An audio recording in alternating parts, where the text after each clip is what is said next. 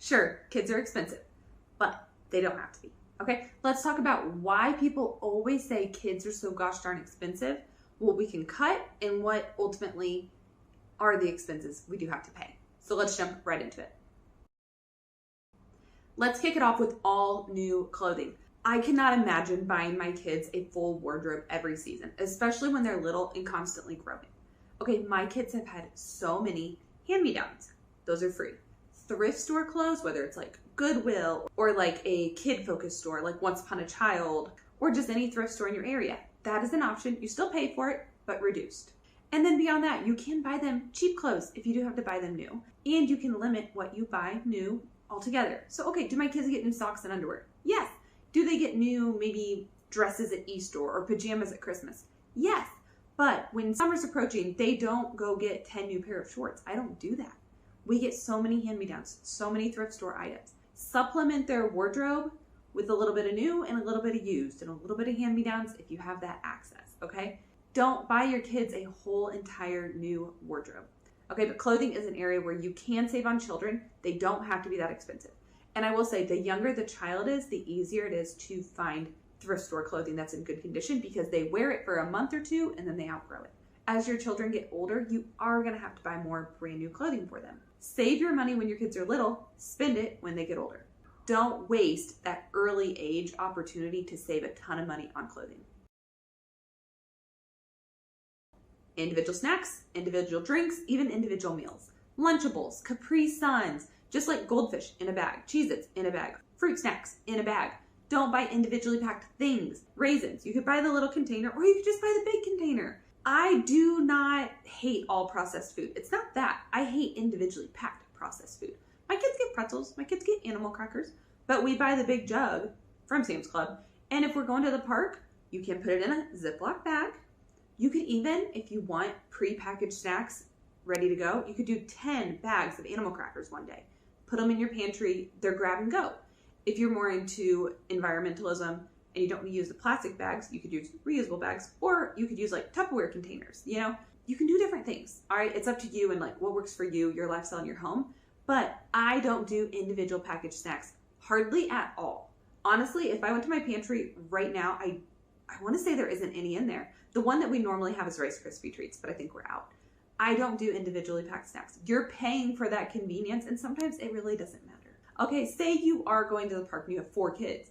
Taking 4 little things of pretzels, it's like, just take one big bag. You have 4 kids. Divvy them out. Call it a day. Don't do individual packages, okay? Buy in bulk.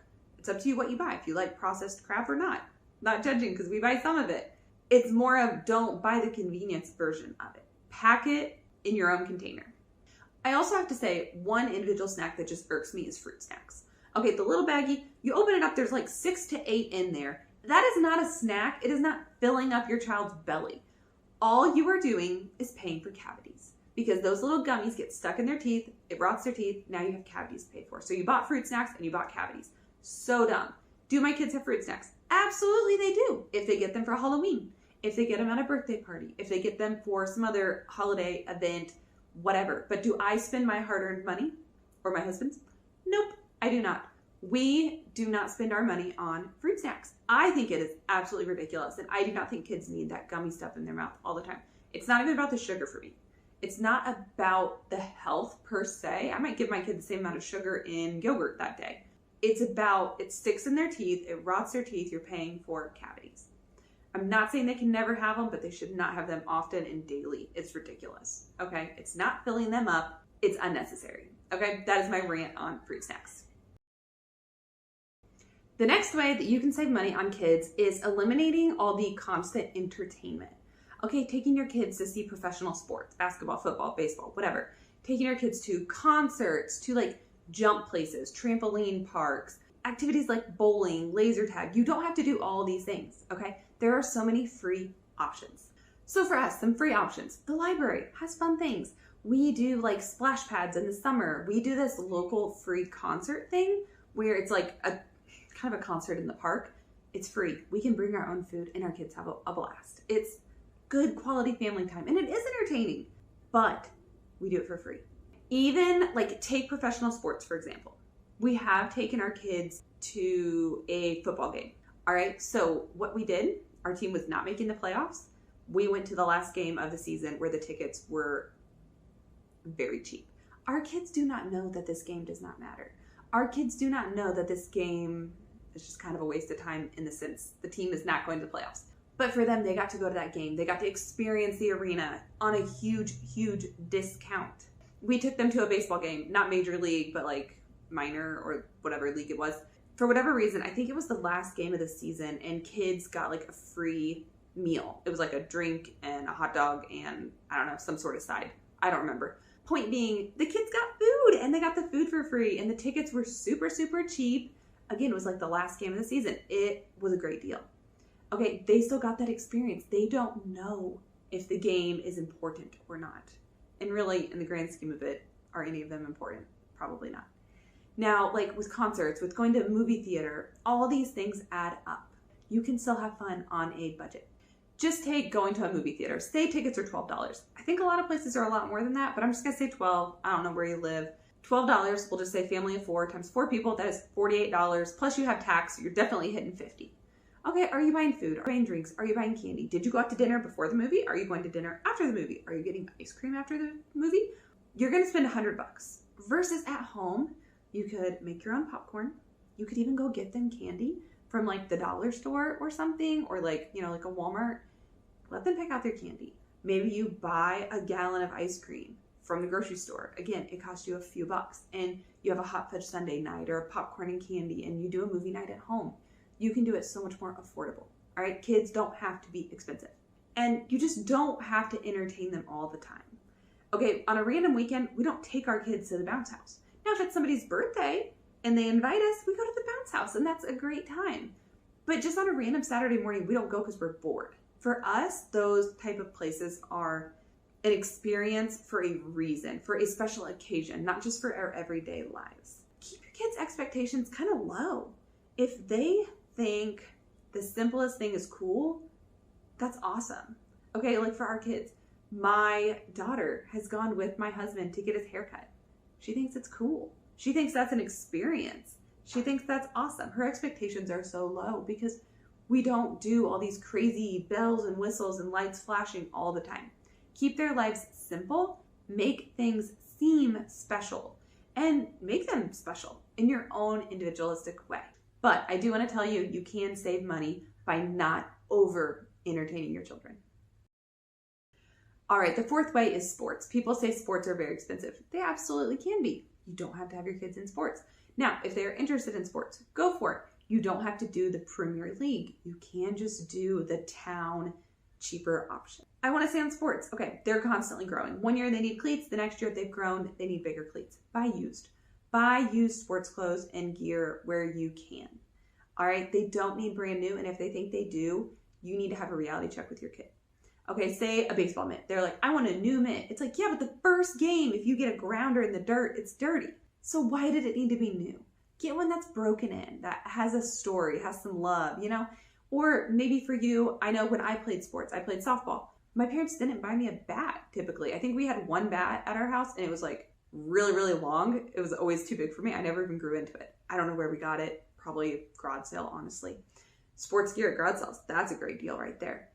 You don't need new, you don't need perfect, and if possible, where I was going with that bat story was if the team has a like team bag that has like bats in it, you just use that bat. Okay, you don't need your own bat. It's okay. So at sports, I would say you don't need all the gear, you don't need all the bells and whistles. I know this can be hard for kids with comparison, but it can also be a life lesson. And having the best bat does not make you the best hitter. All right? That's something to think about with your kids. And another thing, private lessons or being on the best team, sometimes you just need to get outside and work with your kids. Kick the ball out there with them. You know, whatever sport it is, work with them and tell them to have some accountability. Give them some motivation of like, you got to put in the reps. Okay, if it's basketball, you need to be out there shooting free throws. We go to the park, you shoot free throws. Like, work on it. Don't make me pay to make you be better. You can get better for free. You just need a little bit of resources, whether that's an area to practice or the equipment to practice, but you can do it affordably. All right. I know sports can get expensive. It is a personal choice if you invest in that or not. And the fifth way you can save money with kids is ditching some of your crappy habits or never even starting them. So Do you eat out fast food all the time? Don't do it with your kids. If I go to the park with my kids, we don't grab McDonald's and eat it at the park. We pack. We're different than some of the other people in that way. I've seen it, and we don't do that. We pack. We save. We don't get treats at the gas station. We don't even go in the gas station. I pay with my card at the pump. We don't get treats at the grocery store, really. Treats, maybe we get a package of cookies, but we do not get anything from that checkout aisle. Don't start these bad habits. If you're a Starbucks mama, don't get on the cake pop. I looked at prices on cake pops. I found some varying prices. I found some that were saying like $4.55. I really hope that's wrong, but just for numbers' sake, let's say $3 for a cake pop. Say you hit Starbucks once a week with a child, 52 weeks in a year. 3 times 52 is $156. Then you got tax on top of that. Do you really want to spend, say, $200 on your kid at Starbucks in a year for cake pops? It's a piece of cake. It's that big. That is not even worth $1. That is not even worth $0.25, in my opinion. And it's just junk that they really don't need. So for me, like an example of how I would avoid this is don't ever get them a cake pop in the first place, you know? And if you do, say we're only going to do it on special occasions like your birthday. Say we're at the park and a little Kona ice truck comes by. Those are the ones like snow cones. It's a snow cone truck. We will tell our kids most of the time, no, we're not going to do that. We'll go home and have a popsicle. In the summer, we do keep popsicles at our house. Okay, so that's where sometimes you can tell your kids no, and you don't want to create these bad habits, especially expensive habits. Okay, let's wrap this up with the real expenses. Kids can be expensive. How are they expensive? Healthcare, dental, vision, potentially braces if they need glasses, just in general, wellness, health, broken bones, all that. That is expensive. Daycare, if you need it, school supplies once they're in school, field trips, the school fees, they do hit you. That can be unavoidable. All right, it is what it is. When they're babies, diapers, formula. Obviously, we have options. You know, if you breastfeed, I did that. I've got videos on that. You know, diapering, you can do different options. But in general, in the baby years, they can be expensive. And then finally, some of the kind of generic costs with your home. Food. You might need a bigger home because you have children or a bigger car. Some of that, it's going to happen. You know, and like you are going to have to buy your kids clothes. You are going to buy them Christmas gifts. I'm not saying you're not going to buy anything. Kids do cost money, but they don't have to be ridiculously expensive all the time and in all areas. Okay, find ways to make them more affordable. It's doable and it is possible. All right, do me a favor and leave a comment on where you spend the most unnecessary money on your child. All right, I will link some videos that are similar to this one about living on a budget and living affordably. So check those out and I hope to see you in the next video. Until then, have a great day.